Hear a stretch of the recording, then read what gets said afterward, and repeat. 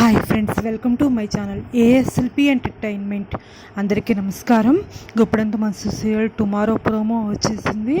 ప్రోమోలో super twist ఉంది. మను తండ్రి ఎవరు అంటూ ఆ పెద్దావిడకి తెలుసు.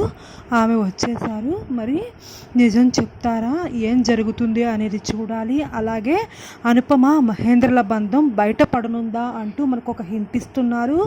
అంటే అనుపమ కొడుకు కాదు, మను జగతి మహేంద్రల కొడుకు అని నిజాన్ని బయట పెడుతుందా పెద్దావిడ అనేది కూడా చూడాలి.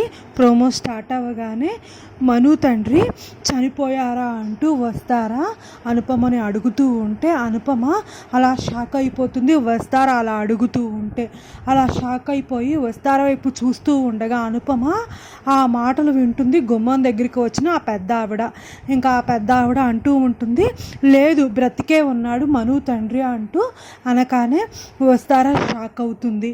ఇంకా అంతటితో మనకు ప్రోమో అయిపోతుంది. ప్రోమో అయిపోగానే అనుపమ మహేంద్రల బంధం బయటపడనుందా అంటూ మనల్ని క్వశ్చన్ వేస్తున్నట్లుగా వాయిస్ వినిపిస్తుంది. అంటే అనుపమ మహేంద్రల బంధం ఏమిటి అంటే అనుపమ మహేంద్రని ఇష్టపడింది, ప్రేమించింది అన్న విషయం మహేంద్రకు కూడా అనుపమ చెప్పలేదు.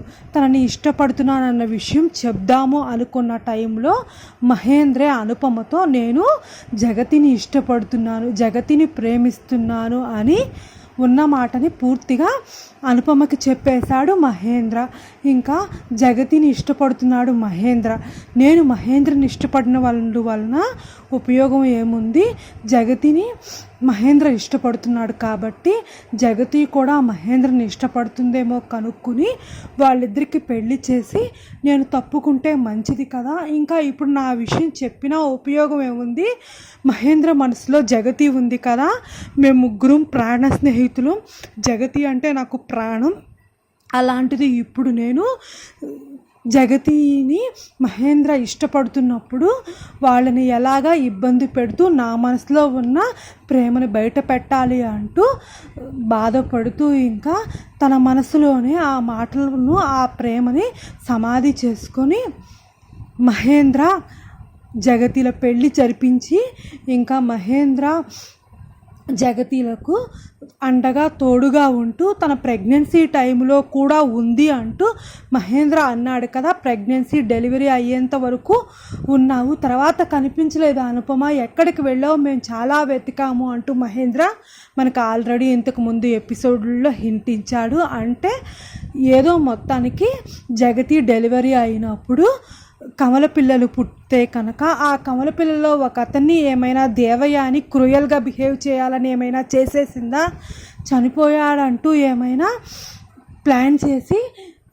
ఆ బిడ్డని బయటికి పంపించేసిందా ఎవరైనా నర్సుల సిస్టర్లతో, అది గమనించి అనుపమ ఏమైనా ఆ బిడ్డను తీసుకుని కాపాడిందా అనేది ఒక ప్రశ్న అయితే, లేదు ఇంకా నేను వీళ్ళిద్దరి మధ్య ఉండకూడదు, జగతి మహేంద్ర ఎప్పుడు సంతోషంగా ఉండాలి, తన బిడ్డతో జగతికి ఎలాగో ట్విన్స్ పుట్టారు కాబట్టి ఒక బిడ్డను నేను తీసుకువెళ్ళిపోయి పెంచుకుంటూ జగతి మహేంద్రలను ఈ బిడ్డలో చూసుకుంటూ నేను కూడా ఇలాగే ఉండిపోతాను, ఇంకా నేను మహేంద్రని మనసులో ఉంచుకొని ఇంకొకరిని పెళ్లి చేసుకోవటం అనేది అసంభవం కదా, నేను చేసుకోలేను అంటూ అలాంటి నిర్ణయం తీసుకుందా. ఈ విషయాలు మొత్తం ఆ పెద్దావిడికి తెలుసా, ఎందుకు అంటే ఏ విషయాన్ని కూడా ఆ పెద్దావిడ దగ్గర అనుపమ దాచదు అంటూ మను కూడా ఇంతకుముందు అన్నాడు. అలాగే ఏ విషయాన్నైనా ఆ పెద్దావిడతో మాట్లాడుతూ ఉంటుంది అనుపమ.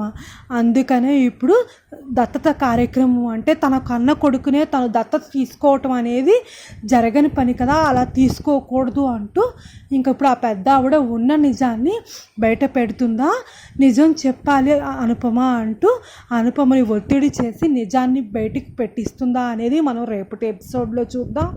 ఇది రేపటి ఎపిసోడ్లో అవ్వకపోవచ్చు, ఇంకా మంగళవారం కానీ బుధవారం వరకు సాగతీయవచ్చు ఇవి.